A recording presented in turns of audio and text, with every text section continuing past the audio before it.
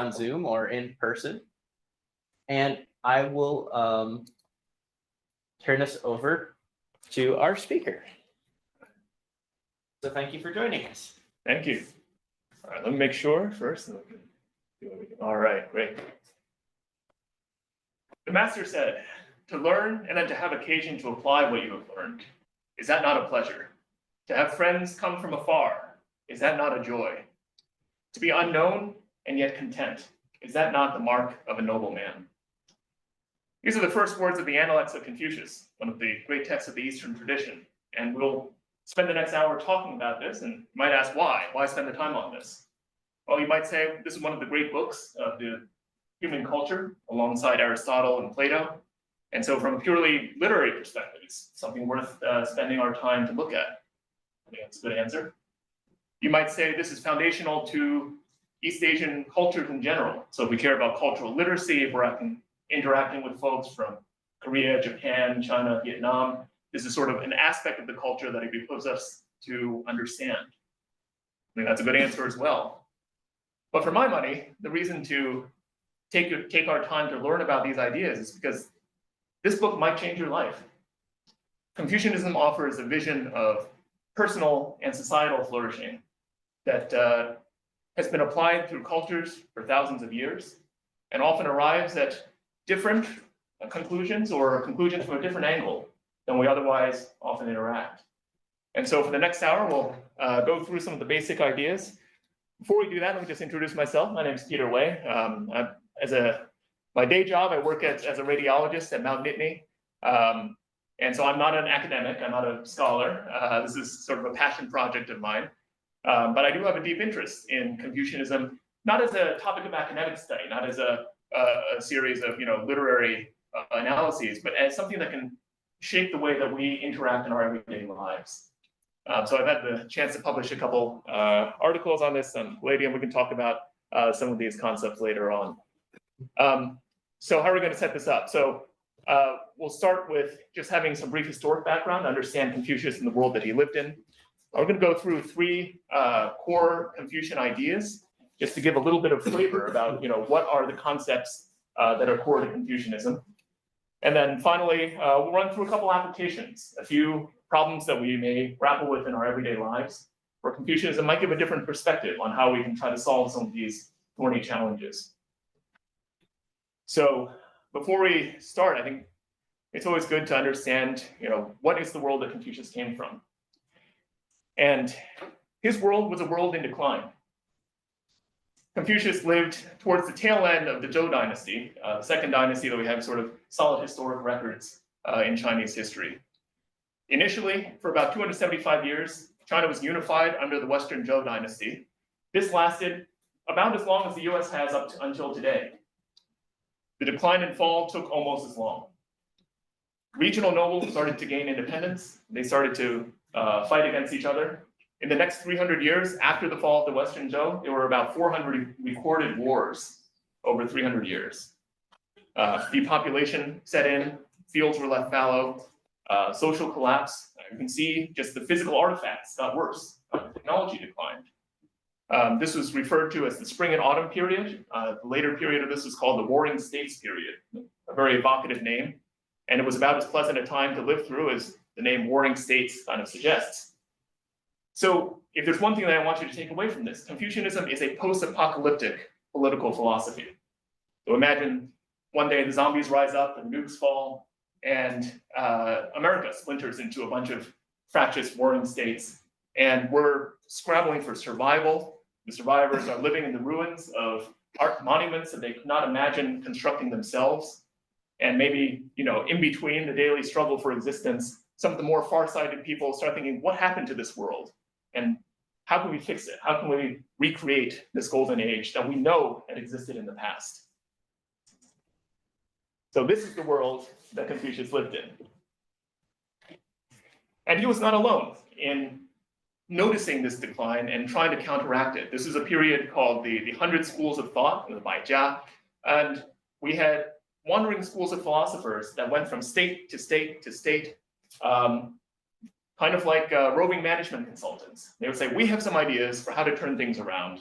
if you put us in charge, if you make us your prime minister or what have you, we will implement this policy, and your state will do better, and the whole country will do better, and everything will be great. And there were, as the name suggests, there were a lot of schools. Confucius was not the most prominent at the time. He was one of many. Well, I'll just briefly run through some of the most prominent ones. So we had the legalists, the 法家. They believed in strict reward and punishment, incentive-based governance, which sounds harsh. At the same time, they were very egalitarian. I don't care if you're rich or poor. I don't care if you're noble or a commoner. The same rules apply to everyone. If you do good things, we're going to reward you. If you do bad things, we're going to punish you. So that's the legalists. The Moists, they were, you could say, the fiscal conservatives of their time. They believed in financial restraint. We don't want to waste money on monuments. We don't want to waste money on ceremonies. Let's just keep government expenditures to a minimum. They were also big believers in defensive warfare. So they were some of the biggest engineers of city walls at the time. They felt that all offensive wars were bad, all defensive wars were good. So their thinking was, if we make the defense stronger, maybe then war won't pay, and we'll have peace that way. The Taoists were a little bit different. They were very skeptical of these kind of big ideas. They believed that nature is going to do what nature wants. And as a result, they de-emphasized a lot of sort of big state initiatives. They felt that we should sort of be more aligned with nature and be less convinced of our own bright ideas. And finally, there were the Confucians. They emphasized social relationships, sort of political culture, propriety, and learning. So Confucius was born in 551 BC. Importantly, he never considered himself to have bright new ideas of his own. He always said, I am a transmitter of past ideas. And those past ideas were the early Zhou dynasty, when things were good. How did they do things? What were their rituals like? What was their culture like? If we just recreate that, because we knew it worked at one point, then maybe we can bring back a kind of golden age. Like all these other schools, he was doing the management consultant thing. He traveled from state to state seeking government employment, hoping that he would be put in charge of a state and be able to implement his ideas. In this, he failed. He never was able to achieve a high government post during his lifetime. But in the course of his wandering, he started picking up disciples, people who were really excited by his ideas. In the end, there are 72 major disciples that we know of. And these came from all social classes. These came from all ethnic backgrounds. So one of Confucius's closest disciples was actually a man called Zulu. And he was what they call a Yeran, or you could say a barbarian, someone that lived outside the civilized Huaxia culture of that time. So when people say, oh, is Confucianism an Asian religion? I would say no. Like, we can see that from the beginning, it was considered to be a universal creed that transcended ethnicity. So it's no more an Asian religion, let's say, than Christianity is. Let's not forget, Christianity started in Israel, but is technically on the Asian subcontinent. He was also unique at his time in that he was not recruiting just the sons of nobles. Anyone who could show up and show interest, he was willing to take them. So Plan A failed. He was not able to achieve a government post during his lifetime. But Plan B took on a life of its own. So some of his disciples later gained government positions themselves. Some of them later became teachers in their own right.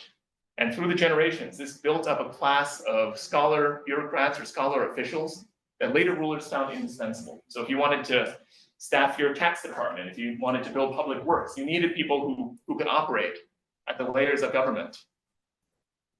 And the Confucians were the ones that were really teaching a broad class of people to be able to fulfill these roles. And so as a result, they slowly gained influence, not through outright teaching, although they did do that, but simply by being the ones that were competent to show up and staff these positions.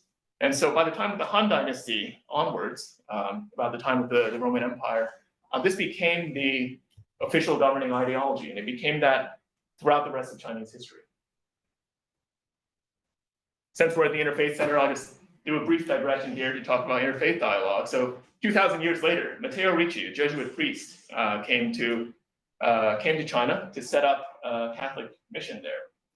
And you might notice that the word Confucius, that didn't sound very Chinese, right? In Chinese, we call him Kongzi. So how did that happen? Matteo Ricci is the reason.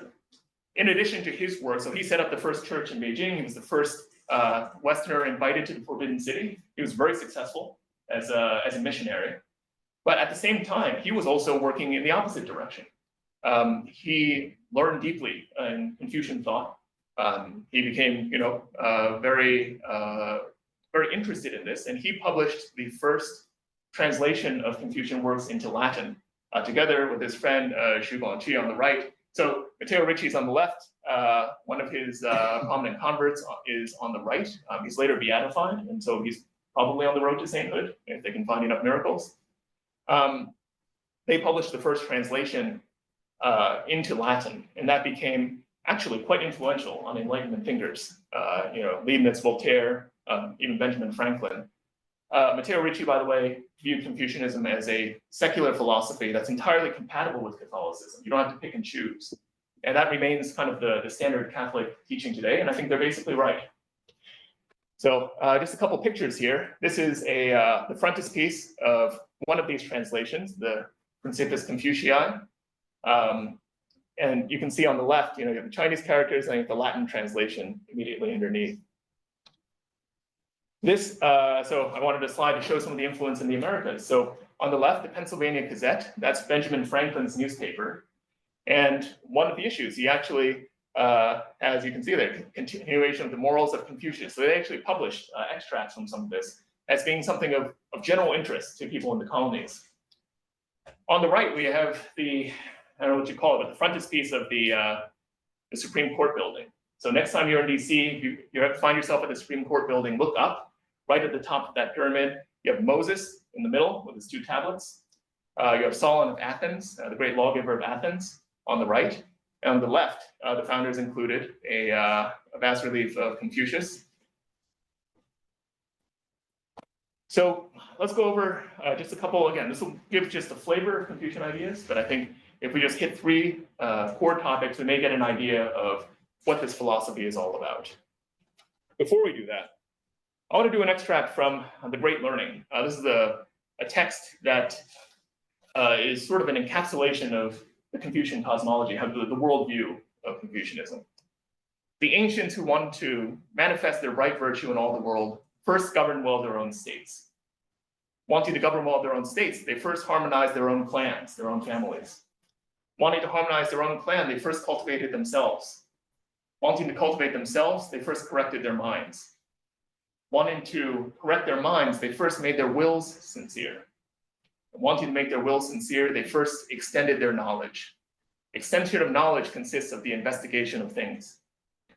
So this is, this Great Learning is actually really short. It's like a page.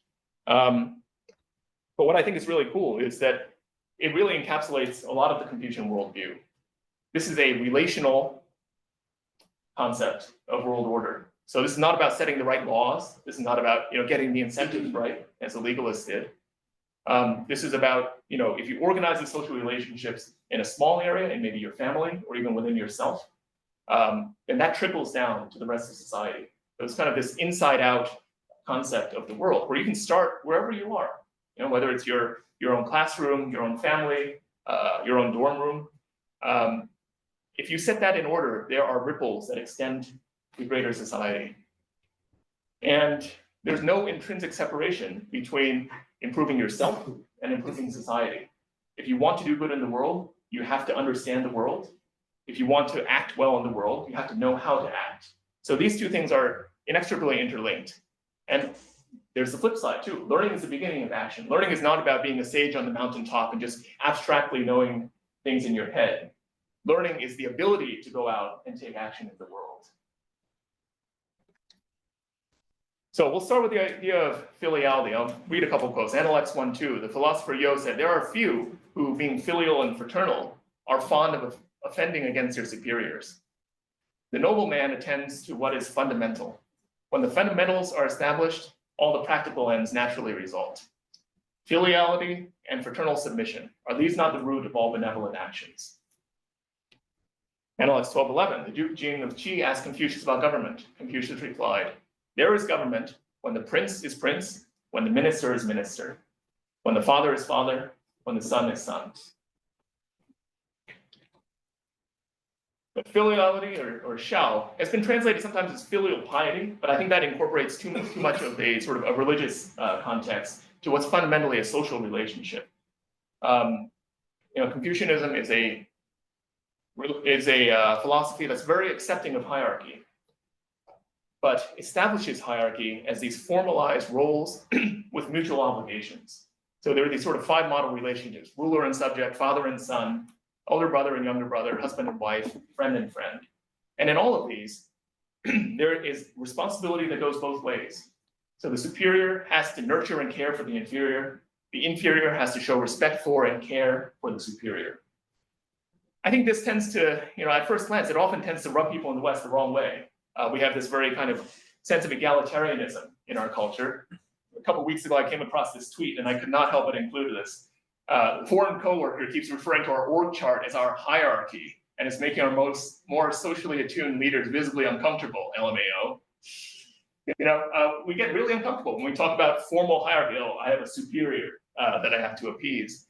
And what I thought was funny about this is, well, your org chart literally is your hierarchy. Your boss can fire you. Yes, he may call you by your first name. He may be buddy, but he has formal power, and it's kind of it's always kind of funny that we try to pretend that doesn't exist. I think Confucius took the other tack to this and said, let's not pretend that this is an even playing field. Hierarchy exists, power exists, but let's try to make this the best damn hierarchy we can. One where everyone plays a role, and one where these relationships are as harmonious as they can be. Importantly, and we're going to talk more about this later, filiality is not just about obeying your boss. There is, in Confucian thought, a duty of remonstrance. If you see something wrong, you are actually morally obliged to correct your superior. And I should note as a caveat, a lot of this applies in Confucius's world, where you have a very explicit position of who is in charge of who. So if it's an impersonal hierarchy, if you're just a worker in a cube farm somewhere and you don't know who your boss is, or you're an Uber driver somewhere and is Uber your boss, these ideas need some modification. These were really applied for places where a personal relationship that goes beyond the workplace could actually exist. Analect 1721, Zaiwo asked about 3 years mourning period for parents, saying 1 year was enough. The master said, if you were after a year to eat good rice and wear embroidered clothes, would you feel at ease? Zaiwo said, I would. The master said, if you can feel at ease, do it. But an old man during the whole period of mourning neither enjoys pleasant food that he may eat, nor derives pleasure from music. Zaiwo went out and the master said, this shows his want of virtue. It's not until a child is 3 years old that he is allowed to leave the arms of his parents. And the 3 years mourning is universally observed throughout the empire. Did Zaiwo not enjoy the 3 years love from his parents? I just love that kind of passive-aggressive angle to it. An essay on filiality, the Xiaojing, our bodies, every hair and every piece of skin we receive from our parents. We must not presume to injure or wound them. This is the beginning of filial piety. When we have established our character by the practice of the filial course so as to make our name famous in future ages and therefore glorify our parents, this is the end of filial piety. It commences in the service of parents. It proceeds in the service of the ruler. It is completed by the establishment of character. A couple things I wanted to point out in these passages. This is a very biologically rooted conception of life. Family is sort of the training ground for social and political life. Children are born helpless. That's just a fact. Parents naturally tend to love their children. This is not to say that all families at all times are doing things right, but the biological substrate is there to encourage a loving family background to begin. And I just want to kind of contrast that with a lot of kind of Western philosophy that has this very individualistic focus. The Rawlsian veil of ignorance. To those of you who may not be conversant with that, the idea that souls are sort of randomly assorted into bodies from behind the veil of ignorance, and that's sort of the thought experiment of how to set up society. That requires that you believe in souls. That requires that you believe in this random assortment. Candidly, I think that the biological take on this is actually more accurate. It's more true to the way that life actually works. But we don't end with biology. So family is a training ground, but you ultimately go out into the world. So there are these layers of abstraction from biological kinship to cultural and political relationship. In Chinese, even the emperor is called the son of heaven. And I want to caution you, this is not, this like God king kind of thing, king of Egypt descended from the gods. This is more of saying that, even the emperor is subservient to reality. Even the emperor is an inferior in some relationship. He still serves, in some sense, under the auspices of reality. And if he doesn't govern well, then he is failing in his filial duty. And one last concept I just want to drop is this works backwards. So we think back to our parents, we think back to our social obligations in society, but this runs the other way as well. Time goes both ways. So this naturally leads us to think: are we being good ancestors? What kind of ancestors are we being every day? All right, our second concept, propriety or li.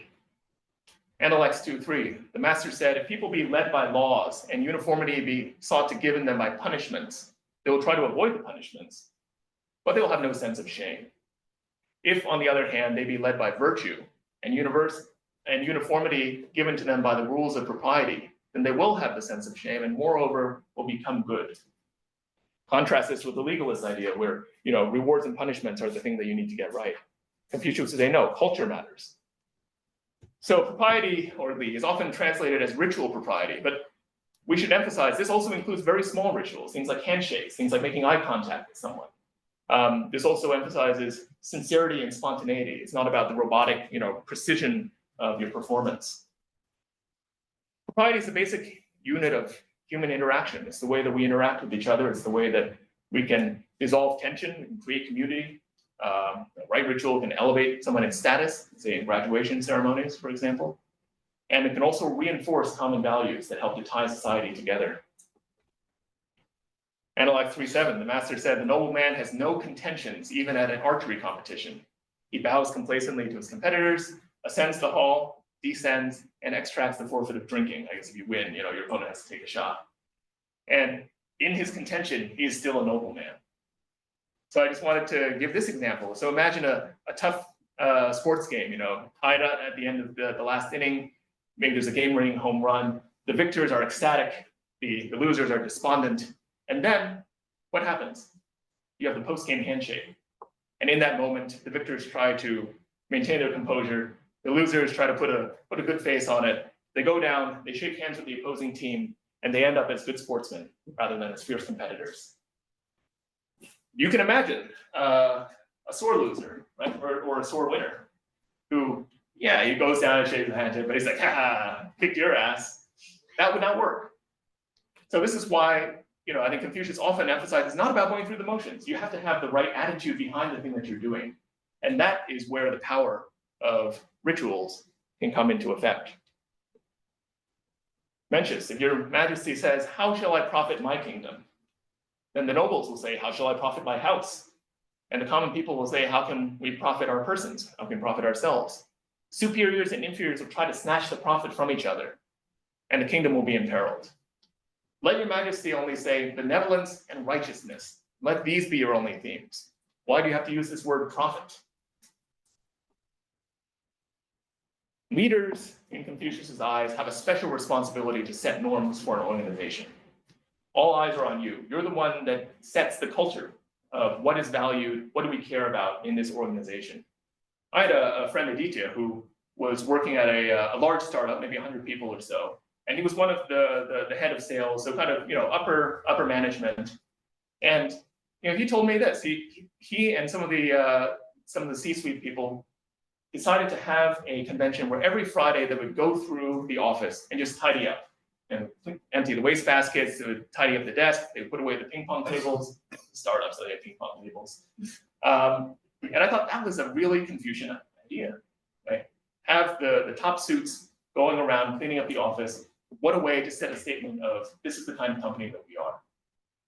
But even if leaders have a special responsibility, every person, every interaction influences the culture, right? If the secretary is surly in the morning, that's going to affect everyone coming to the door. If the janitor says hi to everyone as they leave, that also influences the culture. Jocko Willink is a former Navy SEAL, one of these like leadership guru type people. He had this quote that I thought was also a very Confucian kind of perspective. to influence the team, I have to build some kind of relationship with them. If I have no relationship, I have no influence.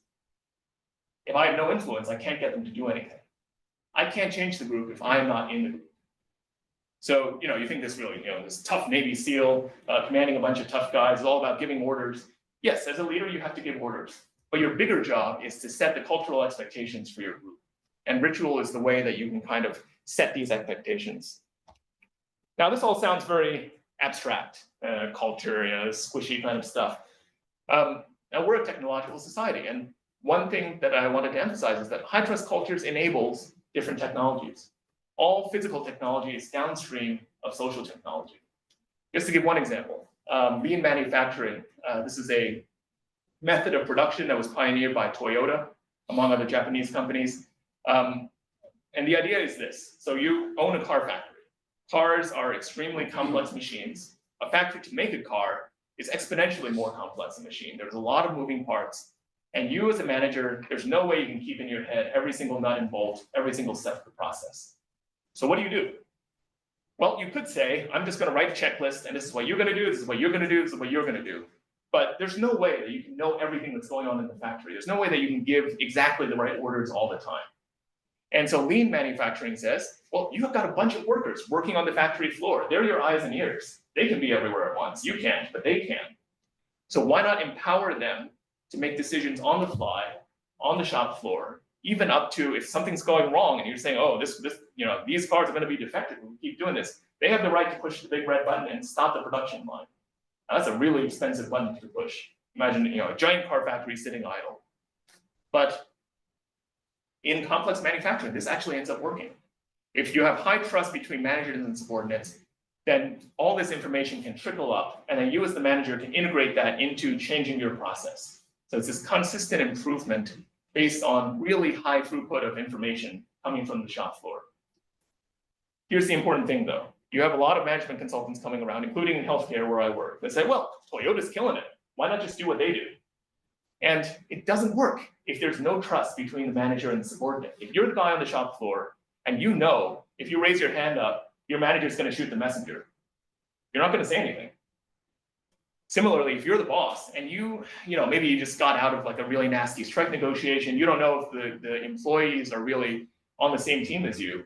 They say, hey, we need a little more elbow room here. We need an extra machine. You don't know if they're doing that for the good of the company, or is it just to make their own lives easier? So if there's no trust, you can't actually implement this production method. And subordinates are going to bury the problems. Managers are going to just kind of ignore their subordinates. And it's actually more efficient just to have this kind of top-down approach where at least everyone knows what they're doing. So, social technology, culture, this sounds very squishy, but it's actually a game of a lot of material technology as well. We started the lecture with this quote: "To learn something and then have occasion to apply it is not a pleasure. To have friends come from afar is not a joy. To be unknown yet content, is that not the sign of a noble man?" The Confucian idea of learning is not just about book learning. It's experiential. It's values-laden. It is intended to be applied in the world. Practice and role models matter a lot. We talk about friends coming from afar. We talk about learning and having the occasion to apply what you have learned. And this is incorporated in a continuous cycle of study, reflection, practice, and discussion. And the Analects themselves are kind of a model classroom, as Confucius kind of spars with his students. Students ask questions of him. Later, some of his students, in the final pages of the Analects, become teachers of their own.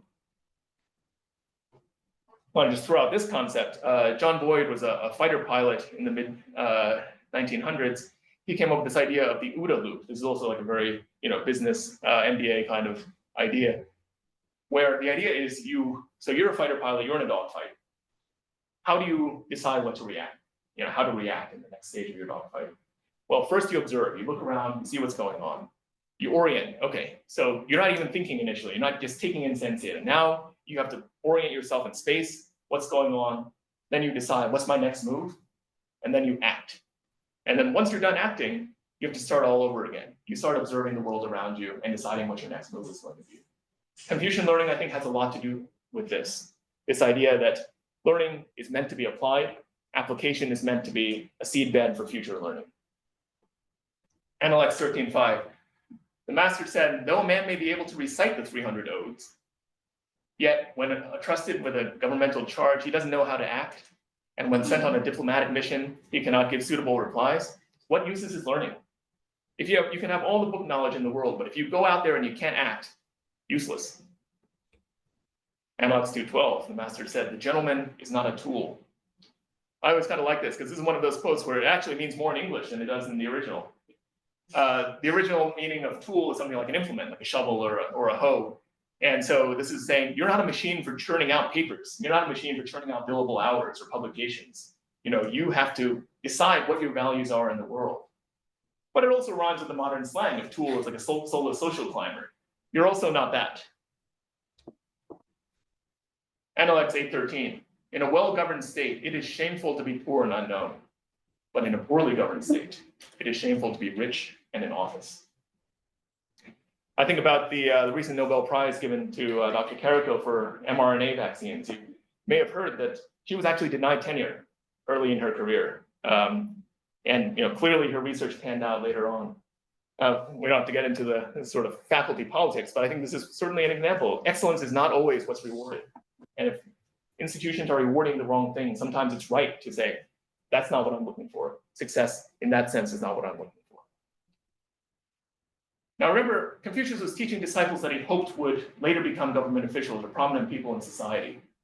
So his learning was always oriented towards creating this class of upright officials, we call junzi, or noble men. Sort of a pun, it's not just about being noble, like, oh, Lord so-and-so, but it's also about being noble in spirit, improving yourself in order to be fit to improve society. Again, this is a socially and politically oriented model of success in life. This is not about being a sage in the mountaintops. It's not about being a hermit in the woods. The learned man is supposed to be out there in the arena, helping to improve society. This learning was also not a narrow technical application. This is not narrowly for self-advancement. And in the last quote, we saw this. You have to judge the hierarchy. You don't just let the hierarchy judge you. You have to have your independent idea of what good in the world looks like and pursue that. This actually rhymes a lot, I think, with the classical Roman conception of the liberal arts. Right? The liberal arts, liber, free, they were conceived as the training ground for civic participation of free citizens, the people who could vote, people who could stand in the Senate. And so this was all oriented towards producing people who could act in the social and political worlds. Now I'm just going to take a brief digression into moral education. For Confucians, again, there wasn't a clear separation between learning facts and figures and learning morality, what should be done in society. One naturally led to the other. So I wanted to introduce sort of the Confucian framework of moral learning. In Mencius, he said, even today, remember, post-apocalyptic world, right? People are starving and all that. Even today, if people suddenly see a child about to fall into a well, they will, without exception, experience a feeling of alarm and distress. They will feel this not as a ground on which they can gain favor from their child's parents, or to seek the praise of their neighbors or friends, nor to avoid the reputation of having been unmoved from such a thing, from being a jerk, basically. From this case, we can perceive that this feeling of commiseration is essential to man. So there's something every one of us has within us that has this kind of what he called moral sprouts, or this sort of natural impulse towards compassion, towards seeking the good of our fellow man. I kind of just like how he just systematically goes to town on all these potential cynical motivations, right? You're just doing this to look good. You're just doing this because you're hoping for a reward. No, even before that, there's something within us that simply sees the situation. This is another quote from Mencius. I'm going to set the scene a little bit. Mencius is doing the traveling consultant thing. He's visiting a king of a particular country. The king tells him, look, I'm trying to be a good guy. I'm trying to be a good ruler. It's not working out. And Mencius just, for the past couple of days, he's just been saying, you're not doing this right. You're not doing this right. You're not doing this right. So at this point, the king's kind of depressed. And so he finally asks him, is someone as me even competent to love and protect the people? Mencius said, yes. But how do you know I'm competent for that? I heard the following incident from Hu He, Mencius said. The king was sitting aloft in the hall. A man appeared leading an ox away. The king asked, where is the ox going? And the man said, we're going to consecrate a bell with his blood. so there's going to be an animal sacrifice. The king said, let him go. I can't bear to see him in such a state, like an innocent person going to the slaughter. The man answered, well, then shall we omit the consecration of the bell? And the king said, how can we omit that? Change the ox for a sheep.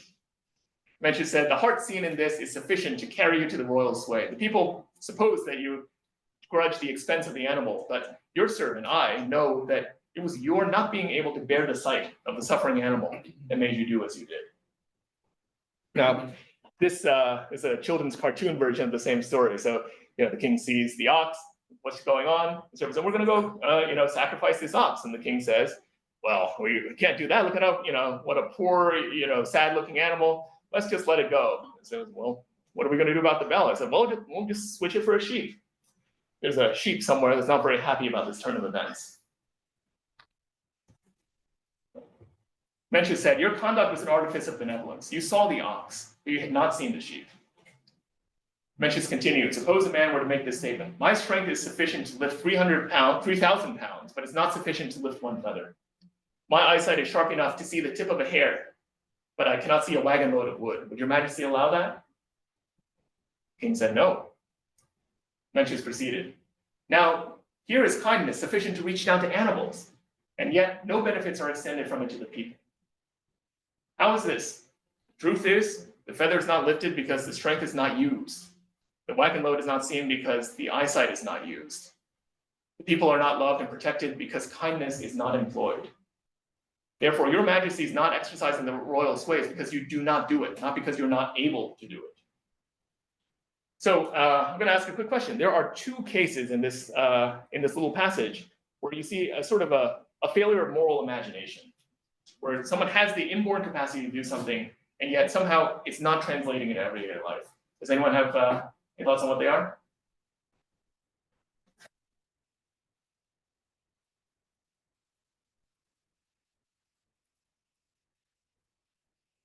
Yeah, I just heard you. I just thought empathy at heart.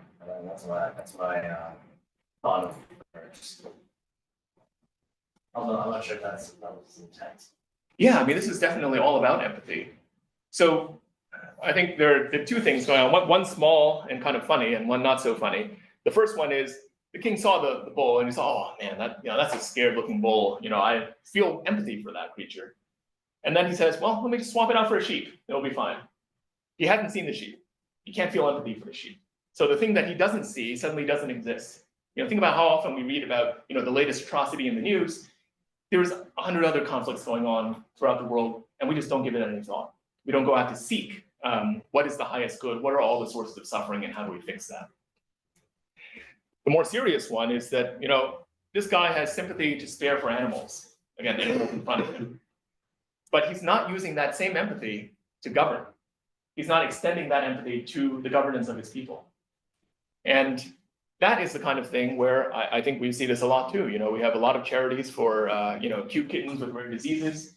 We don't have a lot of charities for non-photogenic problems in places we don't know about. And so Mencius would say this, human nature is intrinsically good. We all have the seeds of goodness within us. It's not that we're fallen and unable on our own to come to a better understanding about the world. But we need to know how to translate that into action in the real world. So that's part of what education is. It's taking these innate good tendencies within us, put them in proper proportion, and learn how to act in the world based on them. All right, so those are, I guess we can take a pause here and just see if we have any questions. After this, we're going to move on to applications, a couple of ways to apply this in the real world.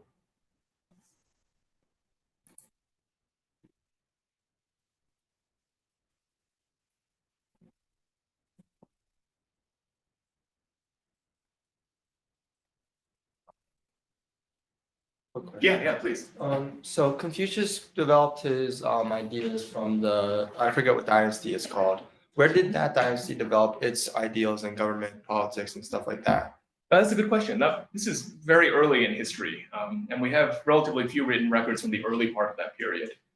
What we know is that dynasty was the first to come up with the idea of the Tianming, or the mandate of heaven. Mm-hmm. So their idea was It's kind of related to the Son of Heaven concept that I was talking about earlier. We rule because we are in some sense serving the people. We're in alignment with the course of nature. And if we ever fail to do that, we don't have any divine mandate. It's not like we're so awesome that we deserve to rule. If we ever lose that, then we will rightly be overthrown in our own turn. I think that was the main big idea that came out of the early Zhou period. But a lot of this had, by his time, they had records, but a lot of these traditions were no longer really in living memory. And so a lot of his job was kind of an architect or a literary historian reconstructing how did these people think. And so beyond that, it's kind of lost to history at this point. Thank you. Yes. Why do you think Confucianism gained so much traction, specifically in the West? Yeah, I think that there were a couple of things going on. One was the Enlightenment was going on during that time. So there was a demand for what would a world without an established religion, but with some sort of ethical framework look like. So I think people were kind of, I like to think that there was some real influence. I know the French civil service exams were modeled on the Chinese example, for example. So the Grande École in Paris are still now like the training grounds for French civil servants. And that came about right after the French Revolution during that period. I do think, though, that there was some element of seeing what they wanted to see, right? So they saw, okay, hey, here's a society without a formal established religion. There's a bunch of religions, but no one of them is in charge. That's kind of like the vision we have for Europe. We want there to be a rational, sort of a moral framework for society, but not necessarily one that's based on an established church. And so that's part of what I think caused it to resonate so much. All right, so let's move on to a couple applications. Corruption. This is something that is deeply ingrained in our society, from Martin Luther nailing up his theses to the church door, to Edward Snowden leaking the secrets of the NSA. We have this idea of how do you act when you are working in an institution that you feel is morally compromised. One approach is the whistleblower approach. So you don't want to have dirty hands. You don't want to be working in a compromised institution. So you quit immediately and you publish your findings to the world. And you wait for the public to act. So you upload, your rant on YouTube or TikTok, and then you hope it goes viral. And then you hope that it goes viral and someone notices that and actually acts to correct the injustice that you see. It's clearly worked a few times, but there are some downsides that I think are not well appreciated. First, once you quit, so while you're working in the institution, you have institutional connections to people who are making the bad decisions. Once you quit, you're just a man on the street. You have no independent credibility. The other problem is, I think there's this idea that media, you upload your thing on YouTube and media just sort of automatically takes over and spreads your message and then people will get the message. That's not really realistic. That's not really the way the media works. You need to have friendly reporters on board if you want to spread your message. So Daniel Ellsberg leaked the Pentagon Papers during the Vietnam War. He was in close contact with editors of the New York Times to get his stuff out. And they were collaborating to decide how to release it, in what cadence, what do we release that won't harm national security, but will still get the message out. Ed Snowden worked with Glenn Greenwald very closely. Same idea. He had an aligned reporter that carefully edited and framed his message in a way that it would spread throughout the world. I would also mention that, Martin Luther, right, nailed the theses to the church door and all that. That's great. A generation ago, Jan Hus did exactly the same thing. He rebelled against the Catholic Church and he was executed. The reason that Luther was not necessarily that he had better arguments, but he had the political support of German princes who wanted more independence from the Catholic Church. They wanted to have a little more authority over the church and their domains. And so Martin Luther happened to politically align with the currents of his time. So this idea that you publish your findings and then everyone's going to act is not automatically true. If the power players are not on your side, or if some minority of power players are not on your side, it simply doesn't work. The Confucian approach is one of remonstrance. So the idea is this. So if you see something wrong, you have a strong relationship with your boss, you go to them. You emphasize your loyalty to them. You emphasize that this is something that neither of us believe in. And this is what we should be doing differently. How does this differ from whistleblowing? So I like to think of this as sort of the minimal viable rebellion. So you are bringing up a moral point, but you're also emphasizing your existing relationships with key decision makers. So instead of this kind of shotgun approach where you're, again, like spreading things to the media, you're targeting exactly the person who can actually make things right. If your boss is not the one to make the decision, he knows the guy who is. And so this precisely targets the people who can actually correct the injustice that you're worked up about. And also, it leverages your existing relationship. If you have a good relationship of trust, if he knows that you're basically a good guy, you have more credibility than just some rando off the street. This is also kind of a consequentialist rather than deontologic. So you don't have this idea of dirty hands, I can't work in a corrupt institution. No, like sometimes the institution is your leverage. And maybe you do quit, but you quit only as a means to emphasize your protest to your boss. It's a means to an end. It's not an end in itself. On filiality, Zheng asks, can mere obedience to your father be called filiality? So in this passage, Confucius is talking a lot about sort of respect for superiors and how important it is. And I think one of his followers is kind of trolling him here. He said, all right, so if obedience, if like respect is so great, can we just obey everything they say? And Confucius says, no, what the heck are you talking about? What on earth are you saying? If the emperor of old had 7 ministers who would remonstrate with him, he would not lose his empire, even if he had no inkling of the way. If a duke had 5 remonstrating ministers, he would not lose his fief, even if he had no inkling of the way. And it goes on and on down the social ladder. Even a father with a remonstrating son would not be ensnared by unrighteousness. Remonstrance makes the world go round. People standing up to their superiors is part of what keeps a lot of these institutions, these very hierarchical institutions, it keeps them honest. It keeps them on track. So with regards to unrighteous conduct, a son must remonstrate with his father, and a minister must remonstrate with his lord. This is a moral duty. And since remonstrance is a duty, how can you say filiality is just simple obedience? This might sound very abstract. This might sound very, hard to think about how that looks like in real life. But I will assert that all of us actually find this very intuitive. And the reason I can say that is because I'm an enormous nerd. So for those of you who are not enormous nerds, this is Star Trek. So the 2 main characters here, Captain Kirk, commander of the Enterprise, is this, he's basically a good guy, but he's very passionate. He's very morality driven. And his first officer, Spock, is very logical, very rational, very cold-blooded and calculating. Despite this difference, they're close friends. And when Kirk is making a bad call, Spock does not quit the Enterprise, go home, publish, oh, this is what this jerk captain is doing. No, he takes the captain aside and says, Jim, I think that what you're doing is kind of dumb. And they'll go back and forth about it. And, you may or may not be listened to, but, and this friendship, each time he does this, it reinforces their friendship. And despite this difference of opinion, their friendship is one of the key parts of the show.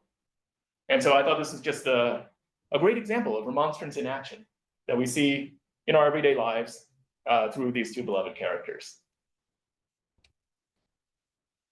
Now, a couple caveats, or a couple, I guess, extrapolations from this. One thing that we take from this is that your personal relationship with your superiors is a moral resource. It's not a nice to have. It's not something that's, maybe company A, you know your boss well, and company B, you don't. It's actually part of your leverage in acting in the world, is whether you have a good connection to those in positions of authority. And working within the system can be the right choice if you have the relationships and leverage to actually impact the organization from the inside. But here's the caveat. I would not take this to say, join an institution and try to change it from the inside if you disagree with everyone there. Because if you don't have a common moral background, then you simply have nothing to talk about. If you join, let's say a polluting industrial company and you're like, well, we really need to save the environment. And your boss is like, but our whole thing is polluting the environment. You're not going to get very far with your complaints.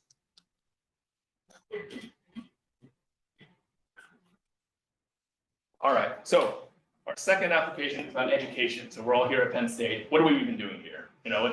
What is our goal? So some of you may have heard, Amy Chua, the Tiger Mom book. This came out a decade or 2 ago. And so she talked about, I really drive my kids to work really hard and get into good schools. And there was a lot of controversy at the time. There were a lot of people saying, oh, no, this is just way too hardcore. Like, college isn't that important. The funny thing is, a couple years later, there was the so-called varsity blues scandal.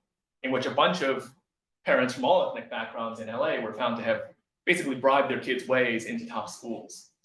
And so what this showed was that, yeah, there was controversy about, the Tiger Mom thing, but regardless of the means, there was this broad social consensus that actually getting into a good school is sort of the be all and end all to life. I think Confucians would have disagreed with that. Against this, there's a dissonant view right now where some people say, oh, college is just a complete waste of time, just drop out. Peter Thiel is offering fellowships if you drop out of school, like that sort of thing. And I think that this too is maybe a immoderate reaction at the opposite end. The Confucian perspective would be this: service to your fellow man is the end game. College is a means to an end.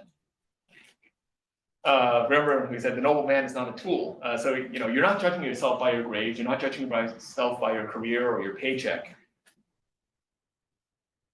One of the interesting things, though, Confucianism became kind of the official state philosophy, and what that meant was that for thousands of years, you had this kind of bureaucratic examination system to become a government official, very similar to our ideas of college admissions, right? So you have to write your admissions essays, you have to take these exams, and over time, a lot of these became sort of disconnected from the idea of Confucian philosophy. It just became a bunch of things you had to grind your way through. So Wang Yangming was a philosopher in the Ming Dynasty, about 1500 or so, and he said something. He was writing a preface for a book of model essay examinations. So when you take your test, these are some exams that did really well in past years. Basically, it was a test prep book. And he said this: prestigious schools and careers they're important. They're an opportunity to put your ideas into practice on a grand scale. If you don't win that game, you can't do it. But always be ready to risk it all. Always be ready to say, this is a means to an end, and my goal is not to be the top dog. My goal is to have an impact on the world. So what does this mean? This means that before we try to climb the academic ladder, we need to cultivate our independent ideas of morality, what the world should be, what impact we want to have on it, and not be too influenced by the ideas that the hierarchy has of what kind of person should you be. They say a noble man judges the hierarchy, and in Soviet America, the meritocracy or the hierarchy judges you. We need to set ourselves actually above admissions criteria, admissions committees, and we need to have our independent idea of what we want to do in the world. So I think that's all I've got for now. I want to leave you with a couple recommendations if you're interested in reading more and learning more about this. The Great Learning is, we've honestly read probably more than half of it at this point. It's very short, it's like a page long encapsulation of Confucian moral cosmology. I think if there's one thing that you take away, you can skim this in like 15 minutes before bed tonight. Mencius was one of Confucius's direct disciples. Xunzi came a century or two later. These two writers, I think, are probably the most accessible ways to kind of sink your teeth into Confucian ideas. Mencius is written as a series of dialogues, kind of like Plato's works. So as he goes around and talks to different rulers or talks to his disciples, and really just kind of pick apart some of these ideas that we've been talking about. Xunzi wrote more developed essays. These are maybe 10 or 15 pages each, with kind of more developed ideas. And so honestly, he's probably one of my favorites. It's a little more sophisticated. It takes a little more time to get into. And then finally, if any of you guys are interested, there is a book club run by Professor Xiaohui Yang. I have my email address there. Every week, they get together for a weekly dinner and discussion. Right now, they're going through the Tao Te Ching, but one of the central Taoist works. But they really hit all of the sort of the high points of the Chinese philosophical tradition. It's also a good dinner. So if any of you guys are interested, I recommend reaching out to her. That'd be a great thing to do. And finally, I just want to leave you with one application. So Analects 1.4, Master Zheng said, every day I examine myself on 3 points. When I work to benefit someone else, did I do my best? In my relationship to my friends, was I trustworthy?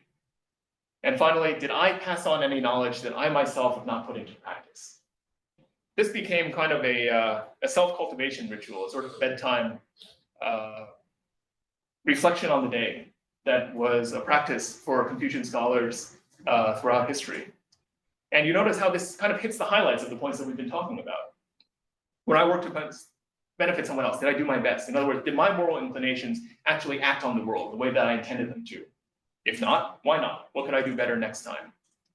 In my relationship with my friends, what kind of culture was I building? What kind of institution was I building around myself during my small social interactions during the course of the day? And then finally, did I pass on any knowledge that I myself have not put into practice? Have I been practicing what I'm preaching? Or is my knowledge just kind of empty theories without any application?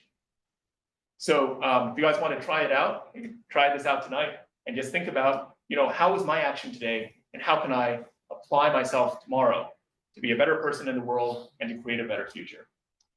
With that, I just want to thank you for giving me the opportunity to pass on my knowledge, such as it is, and happy to take any questions.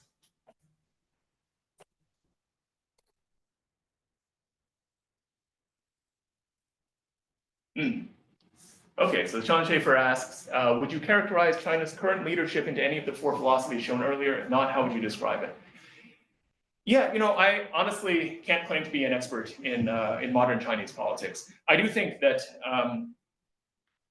these strains do resonate. Well, I guess here's one way that I would put it: is America's current leadership meaningfully Puritan or Christian influenced? I don't think, so President Biden is a Roman Catholic, he's not a Puritan. A lot of our congressmen and other leaders are from different faith traditions.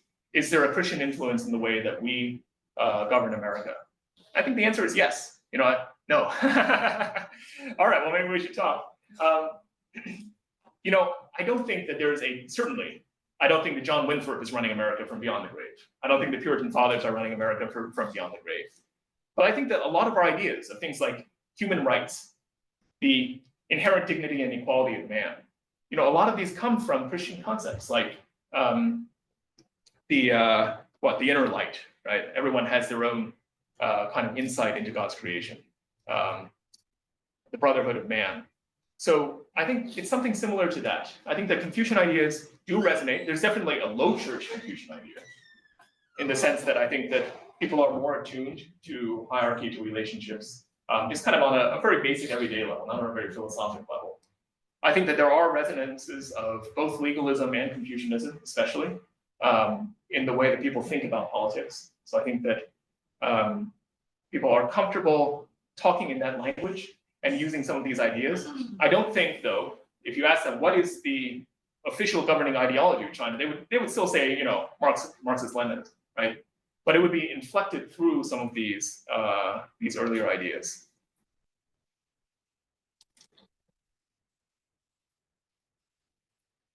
Yes, please. First of all, thank you so much for being to speak with us.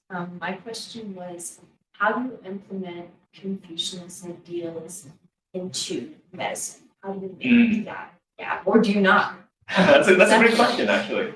I'll have to think about that a little bit. Medicine is interesting. In America, we have this kind of idea of modern medicine being this very technical, very scientific kind of approach. And that's where I think a lot of the legitimacy of medicine comes from. Doctors wear white coats. We actually stole those from chemists in the 1900s. Chemistry was the big science there. And they invented antibiotics, they invented fertilizers, like they were doing great things. And we're like, all right, we're going to be scientists too. And that's why we started wearing white coats. So we have this kind of aura of scientism. Thank you, Zachary. But I think that there is still a lot of medicine that's very relational, especially in things like primary care. You have to build up a relationship of trust with a patient before they're really going to take you seriously on things like quitting smoking or changing their diet. At the same time, I think there is an element of authority there. Like, so you put on the white coat, and you're even as a medical student, we wear these short white coats, but they still look white, and patients treat you differently. And it's really interesting to kind of observe that. I think that what it really tells us is, we are, in a sense, individually in this kind of superior inferior relationship with the patients. I'm not saying we're better than the patients. I'm not saying we should be pushing them around. But I'm saying there is that kind of social polarity there. We need to be worthy of that, and we need to be, good stewards of our relationship with our patients.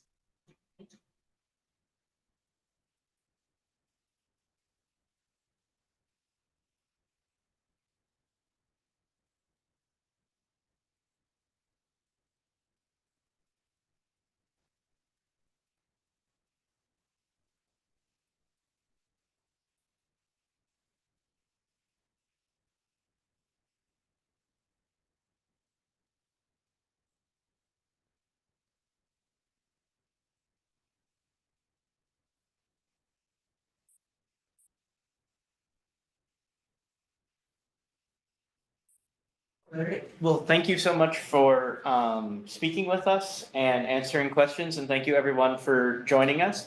For those of you who are in the room, if you have not signed in, please do so. For those of you on Zoom, I will also be sending out a post assessment to everyone so we can continue to improve our programming and see what everybody thought. And the video for this will also be up on our website soon. I can't give you an exact date, but.